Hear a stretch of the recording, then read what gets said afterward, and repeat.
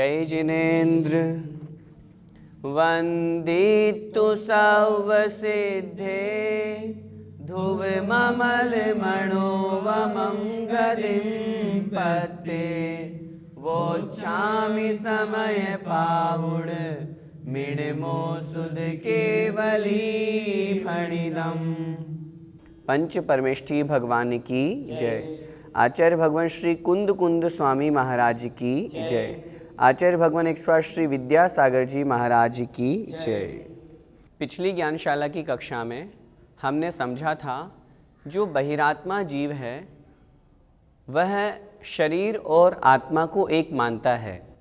वहाँ पर आचार्य भगवान कुंद कुंद स्वामी महाराज ने सर्वज्ञ देव का नाम लेकर उनका कथन किया कि यदि शरीर और आत्मा एक ही है तो फिर अनादिकाल से शरीर आत्मा के साथ में है, तो आत्मा तो कभी शरीर रूप नहीं हुई, शरीर कभी आत्मा रूप नहीं हुई, वास्तव में दोनों भिन्न भिन्न हैं। इस प्रकार की चर्चा हमने पिछली ज्ञानशाला की कक्षा में की थी। आज इस कक्षा में हम उसी व्याख्यान को आगे समझते हैं। इसमें वह बहिरात्मा जीव, वह जो शरीर और आत्मा को एक ही मानता है, वह आचार्य भगवान के समक्ष अपना एक तर्क प्रस्तुत कर रहा है। वो कह रहा है यदि शरीर और आत्मा को आप एक नहीं मानोगे तो फिर संसार में शरीर की स्तुति की जाती है, शरीर की वंदना की जाती है, फिर वो कैसे संभव है? उसके तर्क को समझने के लिए हम अगली गाथा देखते हैं। गाथा क्रमांक 31। जदि जीवोण शरीरम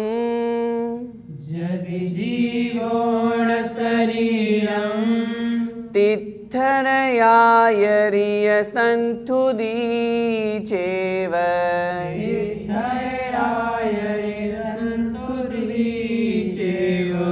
एक बार फिर से, तित्थयरायरिय संतुदी चेव।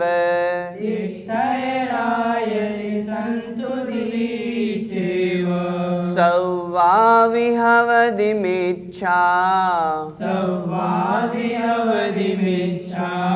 तेन दुआदाहवदि देहो। एक साथ बोलिए, यदि जीवोण शरीरम तित्थयरायरिय संतुदी चेव सौवाविहवदिमिच्छा तेन दुआदाहवदि देहो। आइए गाथा का अर्थ समझते हैं। यदि जीवो न शरीरम, यदि अर्थात यदि, जीवो अर्थात जीव अर्थात आत्मा, न अर्थात नहीं है, शरीरम अर्थात शरीर। यदि आत्मा शरीर नहीं है अर्थात आत्मा शरीर रूप नहीं है, तित्थयरा यरीय संतुदी चेव। तित्थयर आयरीय, तित्थयर अर्थात तीर्थंकर, आयरीय अर्थात आचार्यों की, संतुदी स्तुति उनका स्तवन, उनका गुणानुवाद, चेव अर्थात और, सौवावी सभी ही, हवदि मिच्छा हवदि होती है, मिच्छा अर्थात मिथ्या। तीनों पंक्ति का अर्थ एक बार फिर से, यदि जीव अर्थात आत्मा शरीर नहीं है या शरीर रूप नहीं है तो फिर तीर्थंकर और आचार्यों की जो स्तुति की जाती है वह स्तुति मिथ्या हो जाती है। तेणदु आदा हवदि देहो, तेणदु उससे, इस कारण से, दु मतलब तो, आदा अर्थात आत्मा, हवदि होता है। क्या होता है आत्मा? देहो अर्थात शरीर। इसीलिए तो आत्मा ही शरीर है। यहाँ चर्चा चल रही है एक मिथ्या दृष्टि जीव के द्वारा जो शरीर और आत्मा को एक मानते हैं, आत्मा को शरीर रूप मानते हैं, शरीर को आत्मा रूप मानते हैं। उनके द्वारा एक बहुत सुंदर सा तर्क यहाँ प्रस्तुत किया गया कि यदि आप आत्मा को शरीर नहीं मानोगे तो जो हम तीर्थंकर भगवान की स्तुति करते हैं, हम जो आचार्य भगवान की मुनि महाराजों की स्तुति करते हैं, उनकी वंदना करते हैं, तो वहाँ शरीर की ही तो वंदना हो रही है। तीर्थंकर मुनि अवस्था में हैं, हम उनको नमोस्तु कर रहे हैं। हमारे समक्ष आचार्य भगवान विद्यासागर जी महाराज हैं, हम उनको नमोस्तु कर रहे हैं, उनकी पूजा कर रहे हैं, उनका गुणानुवाद कर रहे हैं, तो वह शरीर की ही तो स्तुति है। यदि आत्मा को शरीर नहीं मानेंगे तो फिर तो जो यह कथन है, इनकी स्तुति, ये सब मिथ्या हो जाएंगी। फिर या तो उन स्तुतियों को मिथ्या कहो या फिर आत्मा को शरीर रूप मानो। इस प्रकार का तर्क प्रस्तुत किया है। एक बार फिर से पूरी गाथा का अर्थ देखें। यदि अर्थात यदि जीवो न शरीरम, आत्मा शरीर नहीं है, तो तिथयर आयरीय संतुधि चैव, तीर्थंकर और आचार्यों की स्तुति सव्वाविहवदिमिच्छा, ये सभी मिथ्या हो जाएंगी। तेणदु, इसी कारण से आदा हवदि देहो, आत्मा शरीर रूप होता है। गाथा का संपूर्ण अर्थ, यदि जीव शरीर नहीं है तो तीर्थंकर आचार्य की स्तुति पूर्ण रूप से मिथ्या हो जाएगी। इस कारण देह आत्मा है, यह कथन उचित है। इस प्रकार का कथन एक बहिरात्मा के द्वारा, एक मिथ्या दृष्टि जीव के द्वारा किया जा रहा है। भैया जी, शरीर की स्तुति कैसे की जाती है? हम पूजन करते हैं, स्तुतियाँ पढ़ते हैं, उसमें बहुत स्थानों पर आया है। जैसे हम पार्श्वनाथ भगवान की पूजन करते हैं, उसमें एक पंक्ति आती है, केकी कंठ समान छवि वपु उतंग नवहात, लक्षण उरग निहार पद बंदो पारसनाथ। केकी कंठ अर्थात नीले रंग के जो भगवान हैं, तो नीला रंग किसका हुआ? शरीर का हुआ। जो शरीर की अवगाहना है वो कितनी है? 9 हाथ की है। तो हम शरीर की ही तो स्तुति कर रहे हैं, आत्मा तो वहाँ दिख नहीं रही, आत्मा का तो रंग रूप वहाँ है नहीं है। ऐसे जहाँ पर जिनका चिन्ह सर्प के रूप में है, ऐसे पार्श्वनाथ भगवान को मैं नमोस्तु करता हूँ। इसके अलावा और भी बहुत सी पंक्तियाँ हैं। श्याम छवि तनु चाप दश, उन्नत गुण निधि धाम, शंख चिन्ह पद में निरख, पुनि पुनि करहूँ प्रणाम। जब नेमिनाथ भगवान की पूजन करते हैं तो ये पंक्तियाँ पढ़ते हैं। उसके अलावा हम जब स्तुति पढ़ते हैं तब क्या आता है? जिनेंद्र भगवान 24 तीर्थंकर कैसे हैं?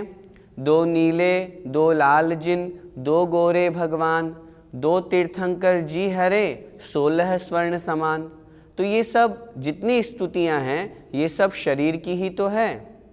आचार्य भगवान विद्यासागर जी महाराज हमारे समक्ष बैठे हुए हैं, हमारे समक्ष विराजमान हैं। हम गए, हमने उनको नमोस्तु किया, हमें उनकी आत्मा तो दिखी नहीं, हमें तो वो शरीर और आत्मा से मिली जुली जो पर्याय है, तो हमने तो शरीर को देख करके ही तो नमोस्तु किया, उनकी स्तुति की, उनका गुणानुवाद किया। तो इस अपेक्षा से शरीर की स्तुति की जाती है। शरीर के अंतर्गत जो गुण हैं, उन गुणों को ध्यान में रख करके, जो बहिरंग में शरीर है, तीर्थंकर जब मुनि अवस्था में हैं तो हम उनको नमोस्तु करते हैं, आचार्य उपाध्याय साधु हैं तो हम उन शरीर को ही तो नमोस्तु कर रहे हैं। इस अपेक्षा से शरीर की स्तुति की जाती है। भैया जी, गुण तो आत्मा में होते हैं, फिर शरीर की पूजा क्यों? हमने माना आपकी बात, गुण तो आत्मा में होते हैं, लेकिन आत्मा दिखती कहाँ है? जो शरीर उस आत्मा को धारण किए हुए है, वो काला पीला नीला वह शरीर ही तो हमें दिखता है, और इसी कारण से शरीर की स्तुति की जाती है। हमने मान लिया जो गुण हैं वो आत्मा में ही हैं, लेकिन आत्मा नहीं दिखने के कारण से शरीर की स्तुति की जाती है। हम संसारी जीव हैं, हमें कोई न कोई आकार चाहिए, कोई न कोई सामने साधन चाहिए जिससे हम स्तुति कर सकें, पूजा कर सकें, और वह शरीर के माध्यम से ही की जाती है। इसलिए शरीर की स्तुति, शरीर की पूजा की जाती है। तो क्या शरीर के माध्यम से भगवान की पूजा करना उचित नहीं? शरीर के माध्यम से भगवान की पूजा करना बिल्कुल उचित है, अनुचित बिल्कुल भी नहीं है। लेकिन वह किस अपेक्षा से? व्यवहार नहीं की अपेक्षा से, निश्चय नहीं की अपेक्षा से तो सिर्फ आत्मा की ही चर्चा की जाती है। इसलिए यहाँ पर व्यवहार नहीं की अपेक्षा से जो हम तीर्थंकर भगवान की शरीर आदि के रूप में पूजन करते हैं, पूजा शरीर की नहीं है, शरीर वाले की है, लेकिन शरीर के माध्यम से है।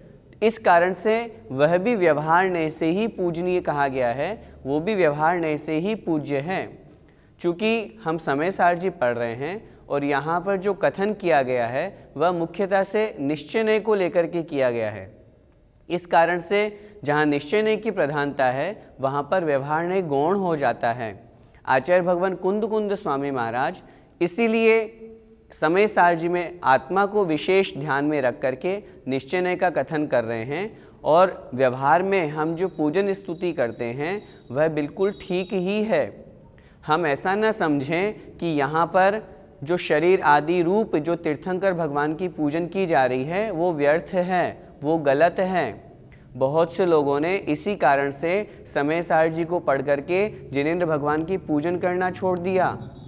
हमें ऐसा नहीं करना, हम व्यवहार नय से युक्त हैं, अभी हम व्यवहारी हैं, हमें व्यवहार रूप तो क्रिया करनी ही पड़ेगी, हम तो श्रावक हैं।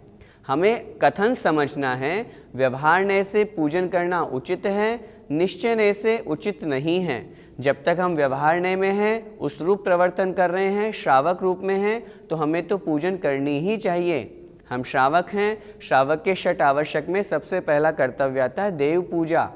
इसलिए देव पूजा प्रतिदिन करना, जिनेंद्र भगवान की पूजन प्रतिदिन करना, जो आगम के अनुसार प्रवर्तन करने वाले आचार्य उपाध्याय साधु महाराज हैं उनकी प्रतिदिन पूजन स्तुति करना। मैं आपसे फिर निवेदन करना चाह रहा हूँ, इन गाथाओं को पढ़ करके अपनी बुद्धि को निश्चयात्मक नहीं बनाना, हमें दोनों नयों को साथ में लेकर के चलना है, समझना है विषय क्या है। व्यवहार नय से पूर्णतया उचित ही है, निश्चय नय की अपेक्षा से नहीं। इस गाथा के विषय में आचार्य भगवान श्री विद्यासागर जी महाराज 4 पंक्तियाँ लिखते हैं, हम उन्हें भी पढ़ते हैं। मानो कि जीव यदि देह मई नहीं है, तो देव की सुगुरु की स्तुति ना सही है। भाई अतः समझ लो तन आत्मा है, ऐसा सदैव कहता बहिरात्मा है। हमने बहिरात्मा जीव का तर्क समझा, जो इस प्रकार का तर्क दे रहे हैं कि यदि आत्मा और शरीर को एक नहीं मानोगे तो तीर्थंकर और आचार्य भगवंतों की स्तुति मिथ्या हो जाएगी। उस बहिरात्मा जीव के तर्क का उत्तर देते हुए आचार्य भगवान अगली 32वीं गाथा कहते हैं।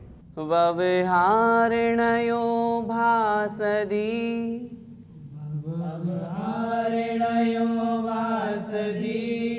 जीवो देहो यहवदि खलु इको,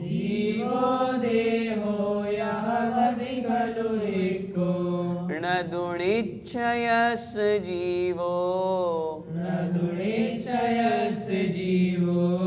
देहो य कदा विएकट्ठो,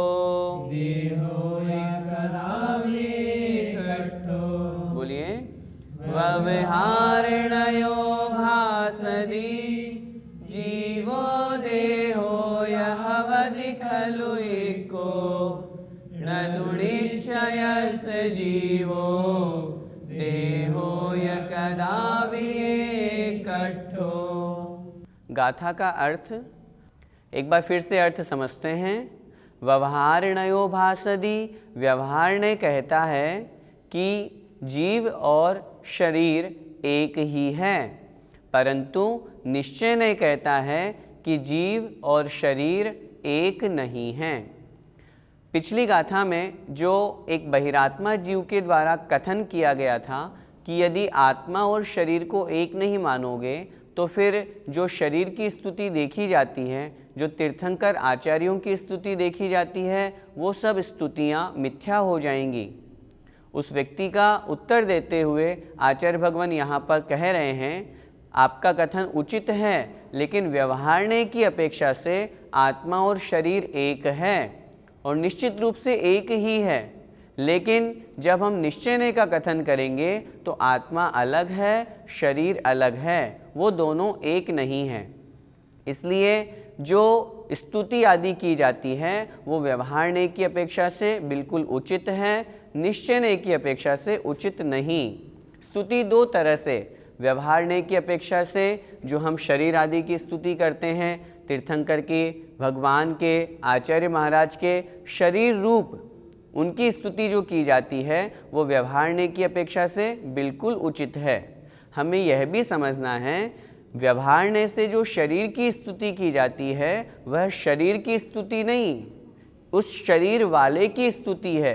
शरीर माध्यम है, क्योंकि हमें आत्मा दिखाई नहीं देती, आत्मा नज़र नहीं आती, इसलिए उन गुणों से युक्त जो शरीर है, जो आत्मा ने वो गुण धारण किए हैं, उस शरीर से युक्त जो शरीरवान आत्मा है उनकी स्तुति की जाती है, और व्यवहारण्य की अपेक्षा से वह स्तुति बिल्कुल ठीक है।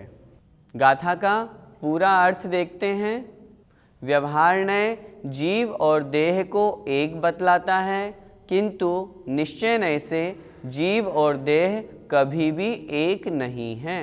भैया जी, निश्चय से देह और आत्मा एक क्यों नहीं है? क्योंकि देह अलग है, आत्मा अलग है। जब हम निश्चय की बात करेंगे तो दोनों भिन्न भिन्न हैं। शरीर हमें जो दिखाई दे रहा है ये किससे मिलकर बना? पुद्गल वर्गणाओं से मिलकर के हमारा यह शरीर बना। आत्मा चेतन स्वभाव वाली है, आत्मा ज्ञान दर्शन स्वभाव वाली है। पुद्गल परमाणुओं से मिलकर के तो आत्मा बनती नहीं है, तो फिर हम शरीर को और आत्मा को एक कैसे मान लें? निश्चय द्रव्य दृष्टि को पकड़ता है। हमें जो दिख रहा है यह मनुष्य पर्याय, यह हमारा शरीर पर्याय, यह पर्याय है। व्यवहारण्य से ये शरीर है, लेकिन निश्चय की अपेक्षा से ये पुद्गल है, आत्मा अलग है। निश्चय द्रव्य दृष्टि को पकड़ता है, द्रव्य की अपेक्षा से हम कौन? हम आत्मा हैं। हमें जो ये दिखाई दे रहा है ये कौन है? यह शरीर पुद्गल है, इसके अंदर आत्मा है। इन दोनों की मिली जुली पर्याय है, लेकिन वास्तव में दोनों अलग अलग हैं। दोनों का संश्लेष संबंध है। संश्लेष संबंध कैसा होता है? जो दिखाई तो एक जैसा देता है लेकिन वास्तव में अलग अलग होता है। यदि हम दोनों को एक ही मान लेंगे तो फिर जब किसी की मृत्यु हो जाती है तो जो डेड बॉडी, शव पड़ा रहता है, वह कौन है? वह पुद्गल है। उसके अंदर आत्मा थी, पहले कोई जीव था, तभी तो वह क्रियाएं कर रहा था, चल रहा था, फिर रहा था, बोल रहा था। अब वो सब वो क्रियाएं सब बंद हो गई। उसका कारण क्या? उसके अंदर जो आत्मा था वो चला गया। ये प्रत्यक्ष हमें दिखाई देता है। इसका मतलब सिद्ध होता है कि जीव अलग है और शरीर अलग है। यही निश्चय का कथन है। भैया जी, इन दोनों नयों में किसको सच्चा माने? दोनों नए सच्चे हैं, परंतु अपनी अपनी अपेक्षा से। एक नए का जब कथन करेंगे तो दूसरा नए गौण हो जाता है, लेकिन एक नए की अपेक्षा से वह बिल्कुल सच्चा ही है।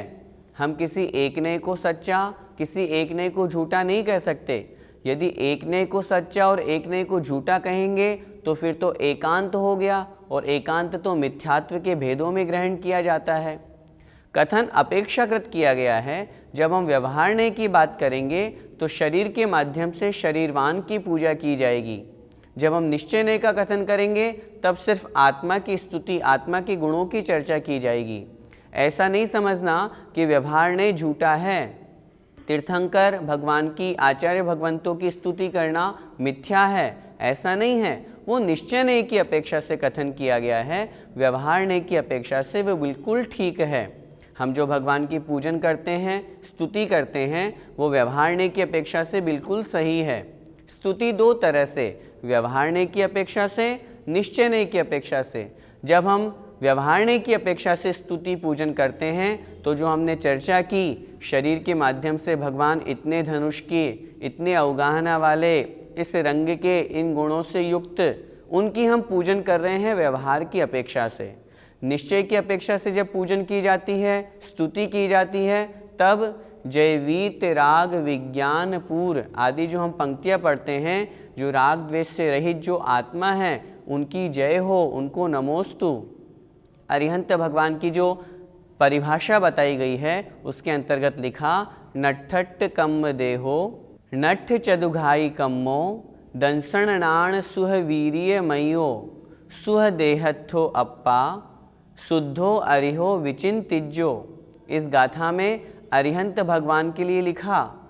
तीसरे चरण में क्या दिया, सुह देहत्थो अप्पा, जो शुभ शरीर में, परमोदारिक शरीर में स्थित है, ऐसी आत्मा, ऐसे अरिहंत भगवान।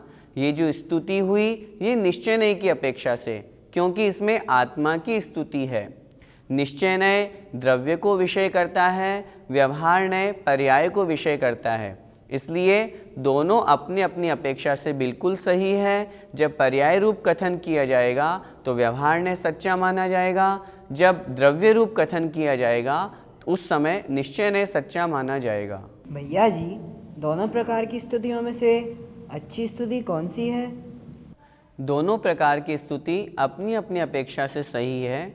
जब हम प्राथमिक अवस्था की बात करेंगे तब व्यवहार ने की अपेक्षा से, जो हम शरीर आदि की अपेक्षा से उनका गुणानुवाद करते हुए जो स्तुति करते हैं वो सही है। लेकिन जब निश्चय ने की अपेक्षा से स्तुति करेंगे तो वह और अधिक उचित है। प्राथमिक अवस्था से जब ऊपर बढ़ेंगे तो जो भगवान का शुद्ध शांत स्वरूप है उसका जब हम चिंतन करेंगे तो वह परम आनंद को देने वाला है। जिस प्रकार हम सिद्ध भगवान की पूजन करते हैं उसमें पढ़ते हैं, विराग सनातन शांत निरंश निरामय निर्भय निर्मल अंश सुधाम विबोध निधान विमोह प्रसिद्ध विशुद्ध सुसिद्ध समूह। सिद्ध भगवान की स्तुति जब हम करते हैं उस समय उनकी आत्मा में जो गुण हैं उन आत्मा के गुणों की स्तुति की जाती है। उस समय उस अवस्था की जो स्तुति की जाती है उस अवस्था में हम सभी को पहुंचना है, वहाँ तक पहुंचना है। अपनी आत्मा भी वैसी ही है। इस प्रकार के कथन की अपेक्षा से उनकी पूजा स्तुति की जाती है। इसलिए वास्तविक स्तुति तो वही है, लेकिन वहाँ तक पहुँचने के लिए उसके माध्यम से जो शरीरवान हैं, शरीर इन गुणों से युक्त है। अरिहंत भगवान समूह शरण में बैठे हुए हैं, उनका परमोदारिक शरीर है। उनके माध्यम से उनको 4 घातीय कर्मों को उन्होंने नाश कर दिया, 4 गुण प्रकट हो गए, अनंत ज्ञान, अनंत दर्शन, अनंत सुख और अनंत वीर्य। ये 4 गुणों की हम पूजन कर रहे हैं, लेकिन बहिरंग में व्यवहार से हम उनके शरीर की, शरीरवान की पूजन कर रहे हैं। इस अपेक्षा से प्राथमिक अवस्था में जब तक हम वहाँ तक नहीं पहुँच पा रहे हैं, उस विषय को नहीं समझ पा रहे, तब तक व्यवहारने की अपेक्षा से उनकी पूजा स्तुति ठीक है। जब हम उस स्वरूप को समझ जाएं तब निश्चय की अपेक्षा से जो शुद्ध आत्मा की स्तुति की जाती है वही वास्तव में बिल्कुल सही और अच्छी मानी जाती है। आज की ज्ञानशाला की कक्षा से हमने क्या समझा? जो सामान्य से एक बहिरात्मा जीव के द्वारा कथन किया जाता है कि शरीर और आत्मा एक है, आचार्य भगवान ने उसके प्रश्न का निराकरण किया। व्यवहारने की अपेक्षा से ये एक हैं, किंतु निश्चय की अपेक्षा से ये एक नहीं है। आत्मा अलग है, शरीर अलग है। हम जो तीर्थंकर भगवान, जिनेंद्र भगवान, आचार्य भगवंतों की स्तुति पूजन करते हैं वो व्यवहारने की अपेक्षा से बिल्कुल ठीक है, उचित ही है, हमें करना ही चाहिए। जब निश्चय की बात करेंगे तब हमें आत्मा की स्तुति करनी है, आत्मा के गुणों का गुणानुवाद करना है, शुद्ध आत्मा के स्वरूप का चिंतन करना है। इस गाथा का पद्यानुवाद पढ़ते हैं। है भिन्न निश्चयतया तन जीव मानो, है एक मेक व्यवहार तया सुजानो। हो दृष्टि में यदि विराग अमूर्त माँ की, होती शरीर स्तुति से स्तुति आत्मा की। जय जिनेंद्र।